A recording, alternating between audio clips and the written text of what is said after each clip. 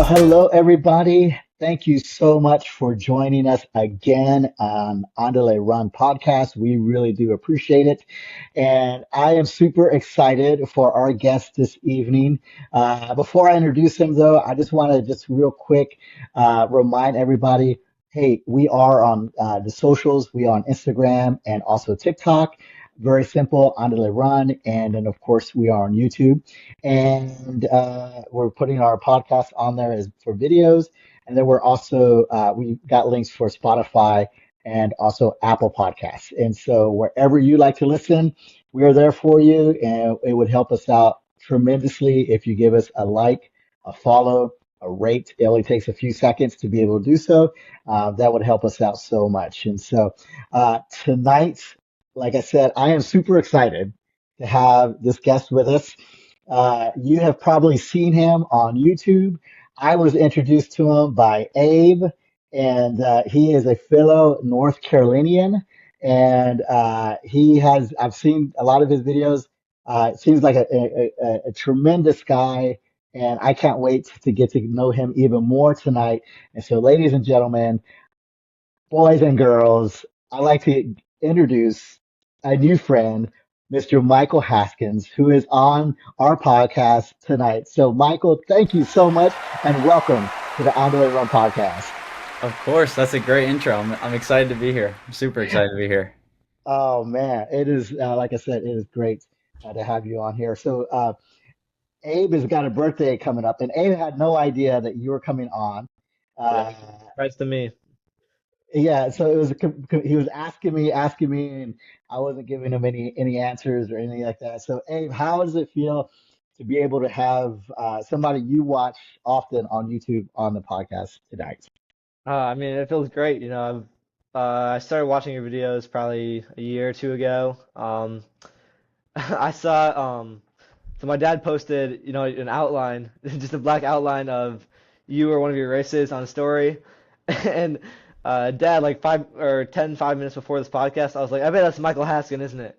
So I would Thanks. say that I know you pretty well. I can't say I'm a day one because I didn't start watching you immediately, but at this point, I don't think there's more than one or two videos of yours I haven't seen. So yeah, it feels Oh, good. that's great. That's great to hear. Thank you, Abe, and happy birthday, bro. Yeah, thank you, thank you. Yeah. So Michael, I mean, I was looking at some like numbers for YouTube and stuff, just kind of the views and stuff or subscribers, and you have like elevated Yeah. in YouTube. So real quick, what do you think has caused that? Like where is that coming from? Or is it just like you've been consistent? What do you think? I think similar to running, it's a lot of consistency. Like I think as Abe said, like I've been posting since the end of my sophomore year, so the more authentic videos that you upload, you will find your audience. And just you'll find people that enjoy kind of how I see YouTube is basically I just like to document my experience through running and the people that I guess like can relate to it or just kind of enjoy the way I approach it or my perspective like to tune in and watch. So I think yeah, just the consistent uploading. I think it's over 100 videos now. So Yeah. yeah, I think I've built an audience and it is exponential. So it's been fun to see growth and just have people that support the channel. Starting off with more of the running questions and going back to the very beginning, what or who was the person that like initially got you into running? So it was in third grade, and there's two stories. The first one, my sister was on like a club running team, and I Mm. went to one of her meets, and I was just spectating, and I was like, I was cheering for her, and I just started running next to her. Just I was a kid and just kind of having fun. I was like, oh, I like this. I'm pretty good at this. I just kind of like ran most of the race with her. And then I joined the team in fourth grade, like my middle school team. Mm. And my dad showed me the movie Without Limits. I don't know if you've seen it or not, but the Prefontaine movie. And something about his spirit and his tenacity just really I've admired him since I was little, and that just got me into running and really still gets me fired up. So yeah, I started when I was in fourth grade and just have loved the feeling that it gives you and the constant grind. Yeah. So I know one of your slogans recently has been to run euphoric. So would you say that you took some inspiration and took some of that like motto from Steve Prefontaine? Yeah, I mean his spirit and his mentality was really the reason he was so good. Mm. He used to say, talent is a myth, and he definitely had a little bit of talent, but the reason why he was so good is just his spirit. And everybody trains every day if you're a high level runner. So what it really comes down to is your mindset and your belief in your spirit. And so yeah, I've definitely taken a lot of inspiration from him for sure. So with the running, like you for those of you those who may not know, of course you ran in high school. Now you are running collegiately at NC State D1 school, and everything. How has that transition been for you going from high school to D1 college? Oh man, yeah, it's I could talk all day about that, but it's a big transition that I think most people aren't ready for, to be honest. It's definitely um I've taken a step back and just seen it and been like, it's a lot. It's a lot different. Especially going from just a kind of a regular high school team to, like you said, a Division 1 program. I mean, you get so much support. Of course, a lot of people hear that you get a lot of support, but it's needed because it becomes more of a lifestyle, I would say, when you get to college. Kind of everything revolves around performance and training. So yeah, I mean it's really just it's a step up. It's more of a time commitment. It's a lot kind of more even busy work. Mm. Things like being in the training room and little like details that you're trying to perfect. But it's very fun.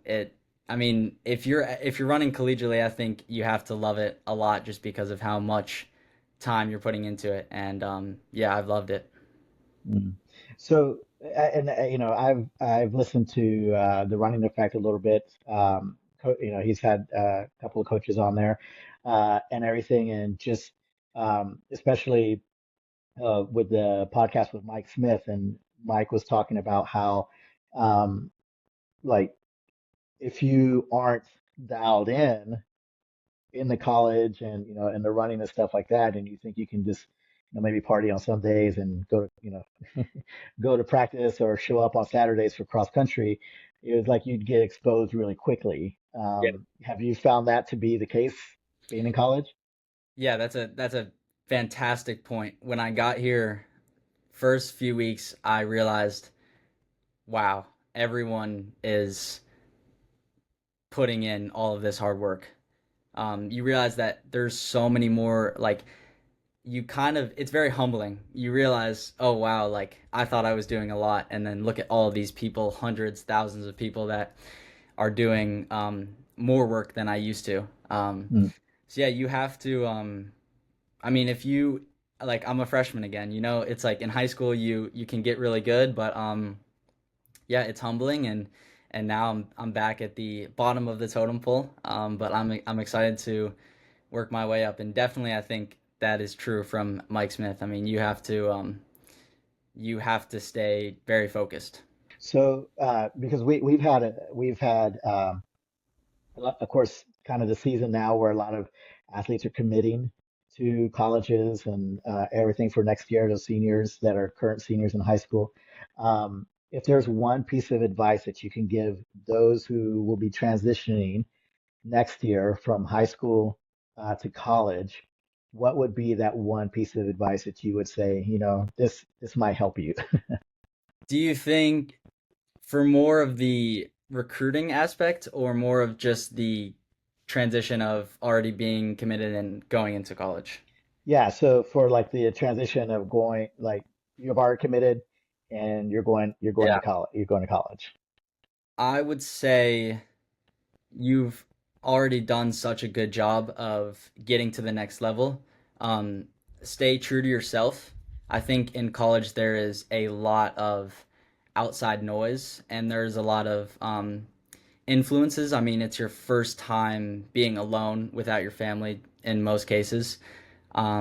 So you have to stay true to yourself. And um, I think journaling is a great idea because you have to constantly remind yourself, why am I here?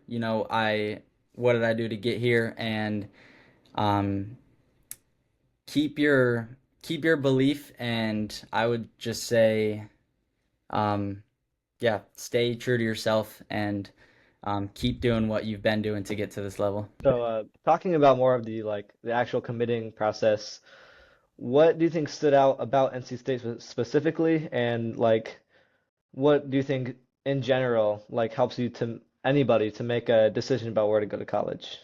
When I first kind of started the recruiting process, I thought it was just going to be how it was in the 70s, 80s, 90s, where coaches would just send you letters.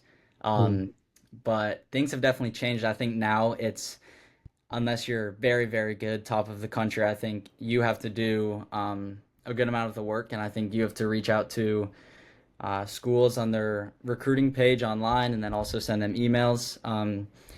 But what stood out for NC State is that it did feel like that they were coming to me, which was really nice. I met them first after my outdoor state meet my junior year, where I ran a 9:03 at the state meet, and they came up to me. That's where I met them, and they were very. They called me very often, and they were just like very adamant about staying in touch with me, and I really appreciated that. Hmm. And so I that was just something that I really appreciated, and it felt like the coaches really wanted me. And that's something that I liked. Advice for recruiting: um, you have to stay on top of it for sure, and you it's a good way to look at it. I think you should say to yourself, I have to do most of the work because that's where you'll get the farthest. I think if you the more outreach you have to schools. Uh, that's great advice, Michael. Because of course, we have some listeners that are about to enter that stage of recruiting or have already started that stage, or those who are committed and be moving on to college that they know next year and everything. And so with those, so now if we go a little bit younger, those who do watch you on YouTube or who have known of you, what would you say to the young runners, like as far as any advice that you would give them, maybe middle schoolers or freshmen or sophomores? Uh, what would you tell them? Yeah, I think I get that question a lot. It's like kind of just asking for general advice. And my I would say my biggest piece, if I've refined it down as much as it can be, I would say you're gonna realize that every runner trains pretty well. I would say if you're high school, college level, I mean, if you have a coach that cares enough, you'll have pretty decent training. And I think there's a formula. There's a lot of different formulas that work. So you have to remember that it's not just about the training. And at some point, if you really want to reach a higher level, you're gonna have to make it more than just the training. And that's where I like to bring in belief and just having spirit and having a really tough mentality. Because if you look at the best runners, they're usually very spirited and just very tough mentally, um, or they're either at it 24/7. So what I would say to younger runners is just build a great routine. I've said this before, build a great routine and live by it. So your sleep, your diet, your general lifestyle, your work ethic, build a great routine and just live by that and just mark off the days on the calendar brick by brick. and just believe, manifest it. I think that's my answer. So if just for a moment, like you said, spirited. So what do you mean when you say like when somebody, an athlete or runner is spirited? What does that mean to you? For me, it just means that that burning passion that someone has. Like for me, I just have this passion that I literally feel it in my heart when I go to these serious competitions, and or if it's in a really hard workout or just training and just working hard. I would say I'm a spirited person, and I think for me it means caring and even bringing in emotions and just really like it's like having a fire inside, I would say, Mm. just being extremely passionate. Okay. Thank So you for yeah, sharing that. Yeah. as in like as an athlete, you say, you have this passion to compete. Like I feel like I can relate to that. And throughout your high school career in North Carolina, obviously there's some very good talent in North Carolina. Did you have anybody specifically that you really love to compete against, or you toe the line against them and you can't wait to see who will come out on top? That's a good question. My senior year, and my teammate now, he's actually in the room right next to me. Um, Philip, my senior year, he went to Riverside High School.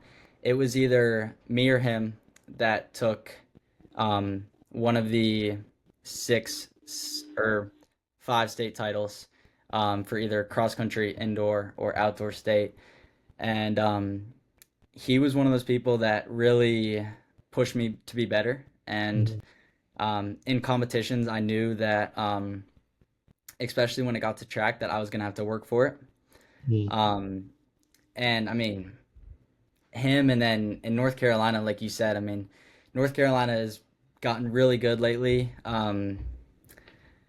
Yeah, there was, I mean, just so much talent. I think a lot of like depth. I think we had a good 10 to 15 guys who were really good. Um, and then more of my teammates here, Noah Valio is the class above me. He was very, very good. He won NXR with a Mhm. 1440, and I raced him my junior year at state where I got second to him. And yeah, he pushed me a lot. And you'll find those competitors who you just really, really want to beat, really, really want to stick with, and those are the Mhm. people that are really going to push you the most. So those are two for me. Yeah, so if I remember right, you won an indoor title against Philip by a hundredth of a second. Is that right? Yeah, Yeah. yeah. I remember watching that race. I think I saw your video first, and then I watched it on Runner Space. But how does um how does like do you get really nervous when you know it's gonna get really close, or do you just get even more excited, or is it all the same to you?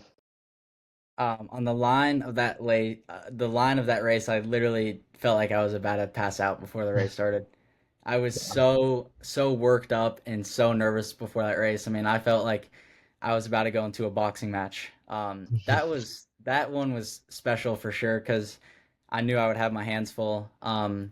So you Mm. take a race like that and I think a mix of nervous if am I gonna win? Am I gonna lose? Excitement if I do win, that would be amazing. My whole family's here, that would be great.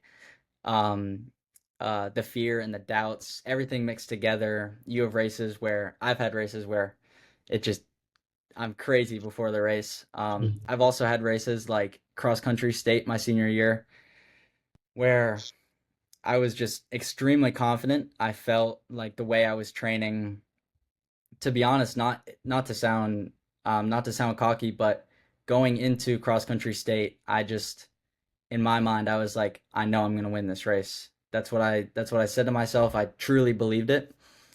Mhm. And I was very relaxed that day. I wasn't super nervous. And I ended up having a really good day that day. So I've had a mix of it all. But I think it's very important to be able to feel different on different days and still be able to show up and put a good effort forward. Yeah, So I remember watching just real quick, Abe. I good, just want to good. say I remember watching that video of that indoor state one and like how Uh, when you won. Oh my And gosh. just the excitement, like Yeah. in the video, captured by the video, you were just like, you were super pumped. And like, Oh my I gosh. mean, if you can remember, like, can you just maybe tell, those who are listening or watching, like what you were feeling in that moment? I may have said it in the video, but I just felt like a silverback gorilla, I would say.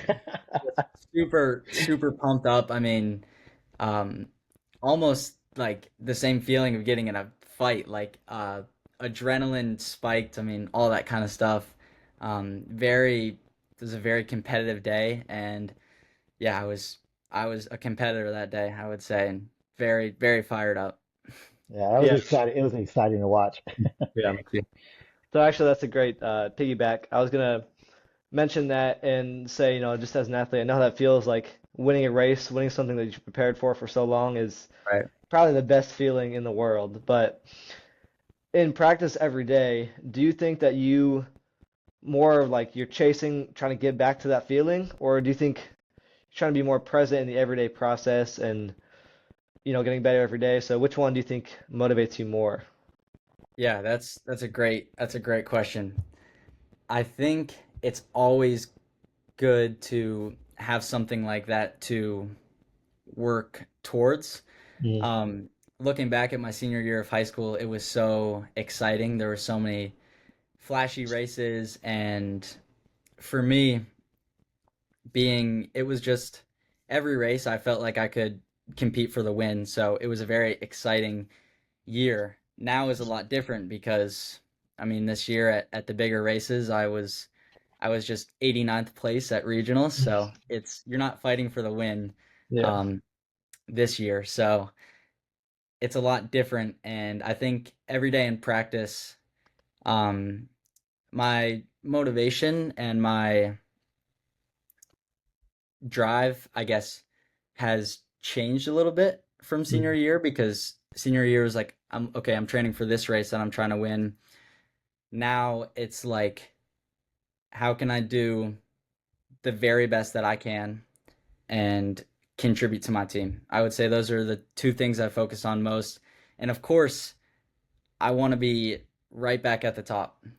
mm. That is the ultimate goal. So every day Yeah. I wake up and um, that's the goal. It's not as immediate maybe as it was senior year, but I'm definitely working towards getting to an NCAA final and getting back to that feeling of that fierce competitiveness. Yeah. I think that's a great point you made. Being the best that you could be, because it doesn't really matter if you're at the very top and you're competing for the win, or maybe you're mid pack, maybe you're farther back, but anybody can have the best day of their life. Anybody can have an amazing race and feel great and still have that feeling, even if you're not winning. So I think that's a good point Oh, of that you made. course. Yeah. Yeah. So Michael, I have to ask, with cross country coming to a close here, which do you enjoy more, the oval on track or a cross country? Uh, I just got asked this question. You see, I think in high school at the end of cross country season, I would say track, and at the end of track season, I would say cross country. But now, I only raced four times this year, so I'm still ready to go. My cross season is over, but um, I would still be very excited to race on grass more. Um, but also, I'm very ready to just whip around a track and race for time. Um, if I had to pick, because I like to give an answer to questions, I would have to say track, but Okay. it's very, very close, and I do love cross country. Okay. Okay. That's good. And so, those who don't know, you actually started the season injured. Yeah. Um, yeah. So, how did you stay engaged with the team and everything um, while being injured? You're not racing, but how did you go about that? Like, what sort of routines or what did you do to be able to stay engaged with the sport and also with your team? Yeah, so that's a good point because at the beginning, I had to do really all of my running on soft surfaces. And so, I had to do a good amount of runs alone, and it was a lot of time in the training room, just making sure.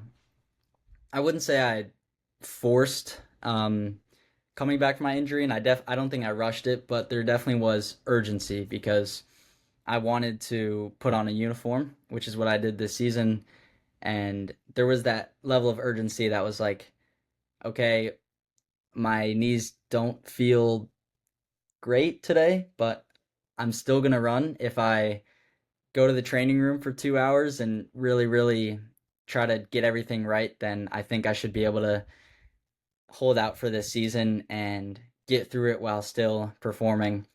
And I'm on my break now, and I definitely think I needed this break just because the body's pretty tired. But yeah, I mean, the team is very supportive and just find a way to include you, even if you're doing some stuff on your own.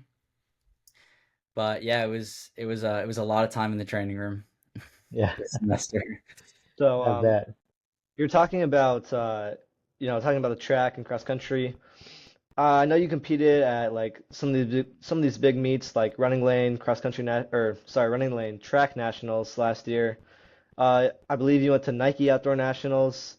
So, what has been, if you had to choose one experience, whether it be, nationally or at the state level, throughout your high school career, would you say that your favorite experience, your favorite running experience was? I know it's a big So question. it is. It's a big Yeah. question. This answer it will probably surprise a lot of people, and this one actually isn't documented because it was back my freshman year. Mm. As I mentioned earlier, I'm a insanely big Prefontaine fan. Actually, I have two posters right up here. Yeah. Um, so yeah, I've always been a very big Prefontaine fan. My freshman Mm. year, I raced at Hayward Field in Oregon for outdoor nationals and had a huge breakout race, ran a 13-second PR in the mile. Mm. Um, and I just literally felt like that Hayward magic. And as we talked about earlier, like that passion, it felt like he was there with me kind of thing. So that Mm. was a very special moment, especially because my coach and my dad were there with me. So Mm.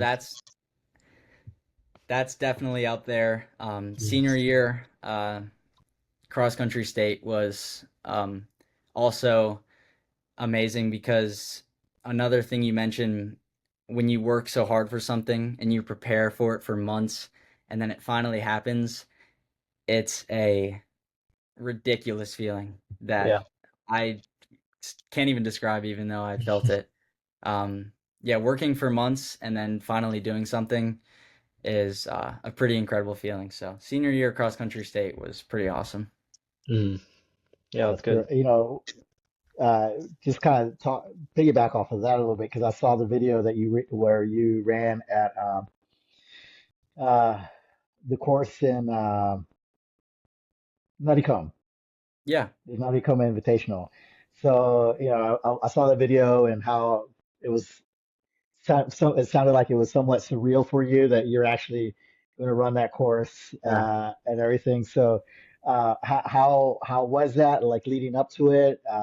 Can you walk us a little bit through like how what you were feeling, what you were thinking, all those kind of things? yeah.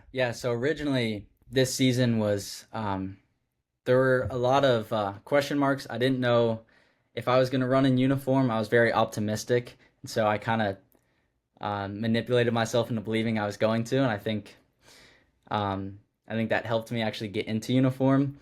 Once I got into uniform and I was told I was going to Nuttycombe, I was just like, there's obviously pressure that now you're in uniform, so you have to perform all that pressure. But I was like, just be so happy that you get to go here. You've been that was on your mind all summer that you wanted to go here. That's why you worked through this whole injury. And so I was just happy to be there, honestly, and I really wanted to be present and see the course and see all the great runners and see teams from all over California, Stanford, um, see all these really, really good runners, Haptem Samuel, to be in that environment was so special. So Yeah. I was just, I was like a little kid at Disney World, basically. Yes, yes. So, I mean, if for those of you who are listening, if you have not checked it out, you should go on YouTube and check out Michael's videos and Michael Haskins. Uh, is it Michael Haskins? Just What? Michael Haskin, yeah, on Just YouTube. Michael Haskins. Okay, there you go. On YouTube, and you can check out his videos there. There's so many other like questions or moments that I would love to be able to talk about and dive into, and everything because I just think it's fascinating that you've been able to capture it like on video and being able to show people like the reaction, like how it was. You left your shoe at didn't you leave your shoe at one of the meets? Oh, I left a pair of spikes at All American at track last year. My dad was not happy with that. Yeah, because I think Ed told me about that. Like he said, oh yeah, he left his shoes there, and I was like, oh, okay. Yeah, Uh, no. yeah, so I mean, just that is it's amazing, and also to be able to journey alongside with you somewhat, like in your running career and collegiately and everything. And how are your teammates with like with being filmed or being recorded and like you're vlogging and all those kind of things? Are they supportive of that? They want to jump into videos, or how do they respond to Yeah. that? Yeah, so first I guess I'll say like in high school, it was a bit easier because the track team was really just all of my best friends, Hmm. which was really nice. So I was already very, very comfortable in that environment. So I didn't really have, it wasn't really trouble. Like, my friends would kind of like crack jokes like, oh, of course, Michael's filming, he's always filming. Um, but yeah, it's been a little different here. I don't want to just like bust out my camera and kind of feel like a little bit of a disruption and, feel a little bit obnoxious. So I'm still, working out how to, um, yeah, working out how to do that, how to figure out that situation and be comfortable doing it. But no, my teammates are supportive, and there's definitely some energetic guys in the team that I think enjoy it. Um, so yeah, it's been a little harder, I guess, but still, I've been putting out videos, which is good. Yeah, that's awesome. Abe, do you have any other questions? Um, Not necessarily, just as a fan. When do you think your next video is going to be dropping? Tomorrow, Oh, tomorrow at really? 5:05, Sweet. ACCs, yeah. Sweet. Yes. So Michael, one of the things that we like to do, because of course we know we like to talk about running because that's what the podcast is about, but we also know that running is not the person. Like, it's something you do, it's not who you are. Right.